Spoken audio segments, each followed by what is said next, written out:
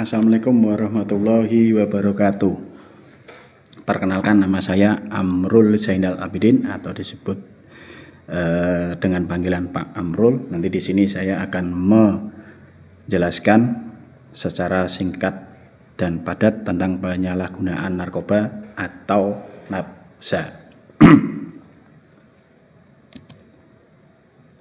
Penyalahgunaan narkoba atau nafsa adalah suatu pola perilaku di mana seseorang menggunakan obat-obatan golongan narkotika, psikotropika, dan zat aditif yang tidak sesuai dengan fungsinya. Adapun golongan nafsa yang ada di Indonesia ada 4. Terdapat 4 kelas obat yang paling disalahgunakan di Indonesia. Salah satunya berikutnya adalah halusinogen seperti lisergic acid dietilamid atau disebut dengan LSD. Ada juga yang namanya inek atau ekstasi. Kemudian kelompok depresan seperti diazepam, alprazolam, dan ganja. Kemudian ada stimulan seperti kokain, ada sabu, dan apetamin. Biasanya di sini apetamin ini mengurangi rasa lelah, dapat menyebabkan kantuk. Biasanya juga ada pada obat pereda nyeri. Kemudian ada opioid atau opioid seperti morfin dan heroin. Alasan mengapa remaja memakai narkoba? Yang pertama adalah memuaskan rasa ingin tahu atau sekedar coba-coba. Kemudian berikutnya adalah ikut-ikutan teman. Kalau tidak ikut mengonsumsi bukan teman. Biasanya seperti itu. Atau solidaritas teman.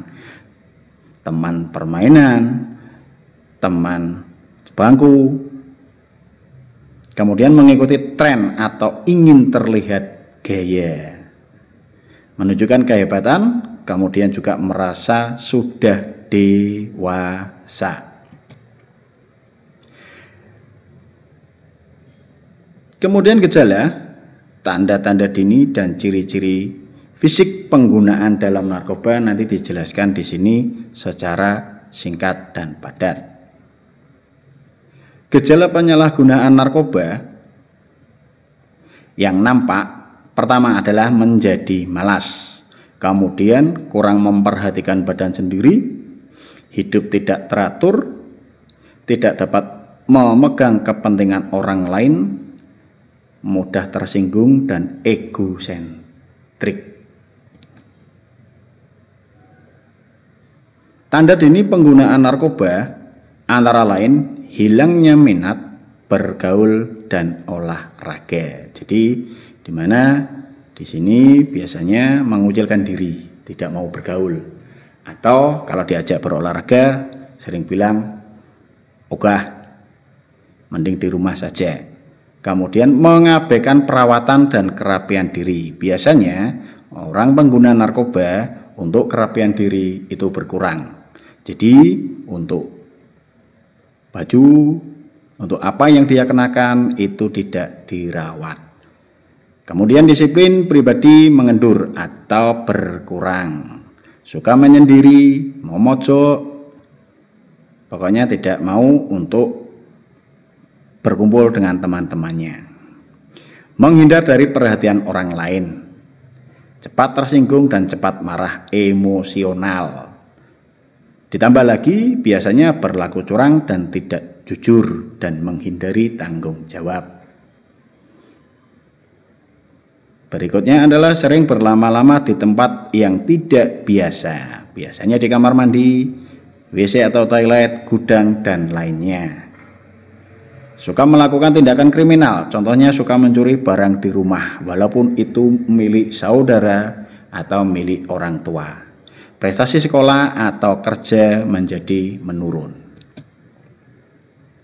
Berikutnya adalah ciri-ciri fisik penggunaan narkoba.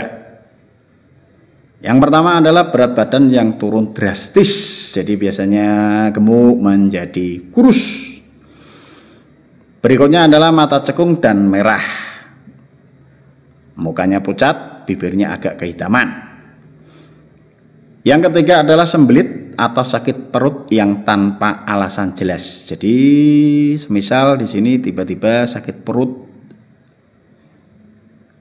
padahal tidak makan yang pedas, tidak makan yang asam, atau makanan ekstrim lainnya. Kemudian timbul tanda berbintik merah seperti bekas gigitan nyamuk, ataupun ada bekas luka sayatan, biasanya ada di tangan lengan bawah. Terdapat perubahan warna kulit di tempat bekas suntikan, biasanya berwarna coklat atau kehitaman. Dapat juga menangis atau mengeluarkan air mata yang berlebih tanpa sebab. Juga mengeluarkan keringat yang berlebihan. Kepala terasa nyeri dan persendian ngilu. Banyaknya lendir yang keluar dari hidung atau diare, atau tiba-tiba bulu kuduknya berdiri tanpa ada sebab. Sukar tidur dan lebih sering untuk menguap. Nah, untuk mengatasi orang yang sudah kecanduan narkoba dibutuhkan proses rehabilitasi.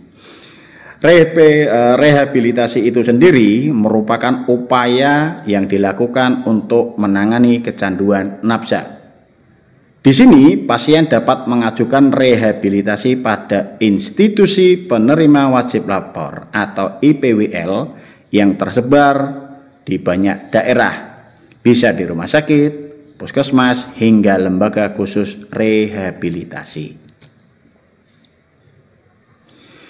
Di Indonesia, rehabilitasi memiliki 3 tahapan, yaitu detoksifikasi, di mana di tahap ini nantinya dokter memberikan obat tertentu yang bertujuan untuk mengurangi gejala putus obat atau sakau yang muncul.